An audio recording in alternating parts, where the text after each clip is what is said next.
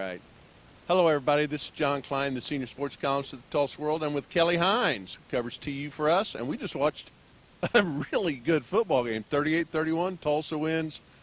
Unbelievable offense. I mean, Dane Evans and Kevin Lucas. It was a sensational night by the TU offense. Yeah, it really was. I mean, Dayton Evans just looked like a completely different person. If you look at what he did last year, he had 4 touchdown passes in this game. That's his total from last year. So obviously he was a lot more productive. You know, most of those 4 touchdowns were all to Kevin Lucas, and that was his favorite target throughout the game.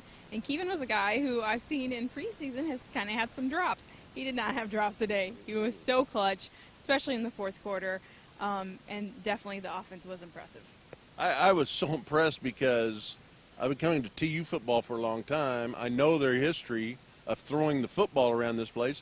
It was one of the 10 best throwing nights by a TU quarterback in history, and they've got quite a good football history.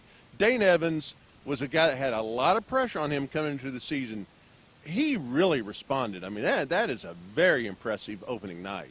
Yeah, especially that last drive in the fourth quarter. You know, I thought he was very collected, just went to work. You know, there were only a few passes that were really off the mark. He had 2 interceptions, had some balls thrown into the stands. But, you know, for the most part, I thought he just was so well composed and really just, like, took it on himself to win this game. You know, the one thing that was kind of surprising, I think we all thought defensively Tulsa was going to be pretty darn good this year. And they had a lot of holes in this game, and it just seemed like they continued to kind of let Tulane back in this game. That was also kind of surprising. Yeah, especially that 90-yard touchdown run that they gave up. They had several big plays, just like totally botched assignments, some missed tackles. That was the one thing that was really surprising to me. But then ultimately, the defense, you know, had some of the plays of the game. Jeremy Smith forced a fumble that, you know, 2 plays later, Tulsa gets a huge touchdown right before halftime.